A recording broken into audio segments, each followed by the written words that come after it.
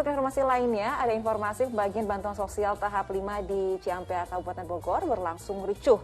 Ratusan warga berdesakan masuk ke kantor Desa Bojong Rangkas. Kurangnya petugas yang berjaga membuat para penerima bantuan tak lagi mengindahkan protokol kesehatan.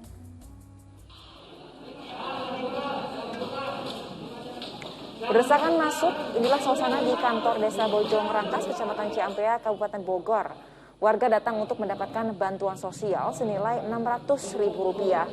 Penerima bansos tak lagi memperhatikan protokol kesehatan. Petugas mengaku sudah mengimbau agar warga datang sesuai jadwal dengan tetap mematuhi protokol kesehatan. Ya, namun warga tetap datang secara bersamaan sehingga terjadi antrean. Untungnya pembagian bantuan tetap bisa tersalurkan tanpa ada kendala. Ya, sementara di Pekanbaru Riau, penerima bantuan langsung tunai atau BLT di Pekanbaru Riau juga membludak. Hal ini membuat calon penerima BLT kesulitan menjaga jarak. Mereka juga harus antre berjam-jam untuk mendapatkan BLT yang dibagikan di kantor pos Jalan Jenderal Sudirman. Para pengantre mengaku kecewa dengan petugas karena tidak memberlakukan nomor antrean. Bantuan yang disalurkan yakni berupa uang tunai sebesar Rp600.000 ditambah 1 karung beras. Kedepannya, warga berharap petugas memberlakukan nomor antrean dan zonasi wilayah sehingga tidak lagi terjadi kerumunan saat penyaluran.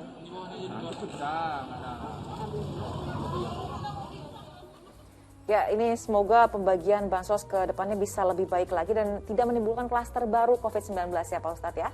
Nah, Pak Ustadz ini ingin saya tanyakan bagaimana melihat fenomena ini? Kira-kira nasihat apa sih yang ingin diberikan kepada kita agar yang sedang terhimpit kebutuhan hidup sehari-hari ini bisa lebih bersabar dan bisa lebih menerima kondisi seperti ini?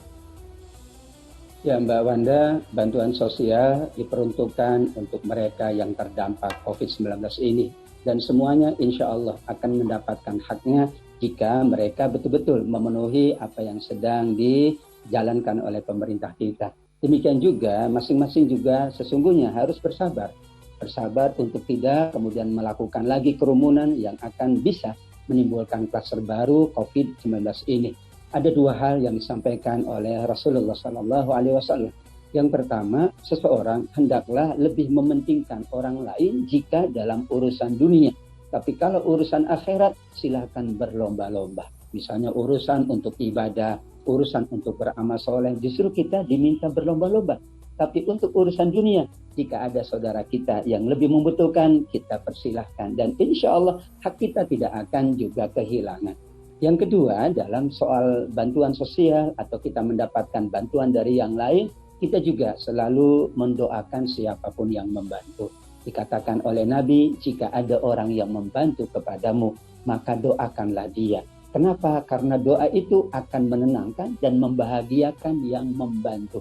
Ini malah bukan mendoakan, malah bersegera ingin mendapatkan bantuan. Tentu ada disiplin, tentu ada dua hal yang perlu dijaga. Kesehatan adalah yang paling utama dan insya Allah ketika masyarakat tetap mematuhi protokol kesehatan, bantuan itu sesuai dengan yang sudah ditetapkan, semuanya akan mendapatkan karena itu adalah hak masyarakat yang terdampak COVID-19. Dan jika di lapangan kita melihat ada kerumunan, maka kitalah secara pribadi, secara individual tentu kita boleh berinisiasi. Oh masih panjang, saya nanti saja. Oh mungkin ada orang lain yang sangat membutuhkan, saya nanti saja. Insya Allah semuanya akan mendapatkan bantuan sosial dari pemerintah kita. Amin ya Rabbal Alamin. Ya Pak Ustadz, memang di kondisi seperti ini kan kita memang harus saling membantu begitu ya. Nah ini bagaimana sih untuk menumbuhkan rasa saling membantu di antara orang-orang yang mungkin memiliki rezeki yang lebih gitu. Untuk menimbulkan hasrat ingin membantu kepada orang yang kesulitan itu bagaimana Pak Ustadz dalam Islam? Ya Mbak Wanda, seharusnya yang ada dalam benak kita, yang ada dalam hati kita adalah bagaimana saya membantu orang lain. Bukan malah sebaliknya, bagaimana saya dibantu oleh orang lain. Kenapa? Karena setiap kita insya Allah bisa membantu. Kalau tidak dengan materi, membantu dengan sikap, membantu dengan disiplin, membantu dengan yang lainnya. Dan insya Allah bantuan apapun dalam konteks pandemi ini amat sangat berarti. bantuan untuk tidak keluar rumah kalau tidak terpaksa atau ada kebutuhan mendesak, bantuan untuk saling menjaga kesehatan, itu juga bantuan. Tidak hanya dinilai oleh Nabi, bantuan itu secara materi. Wal kalimatut thayyibatu shadaqah. Sungguh kalimat yang baik itu juga dinilai sedekah di sisi Allah Subhanahu wa taala. Sehingga setiap kita, semua kita bisa memberikan bantuan, dan bantuan tidak selalu dalam bentuk materi. Semua kita bisa memberi bantuan sesuai dengan yang dimilikinya, dan bantuan sekecil apapun kalau tulus karena Allah Subhanahu wa taala, justru Allah akan lipat gandakan kebaikan-kebaikan dunianya, dan Allah jadikan investasi akhiratnya, insya Allah.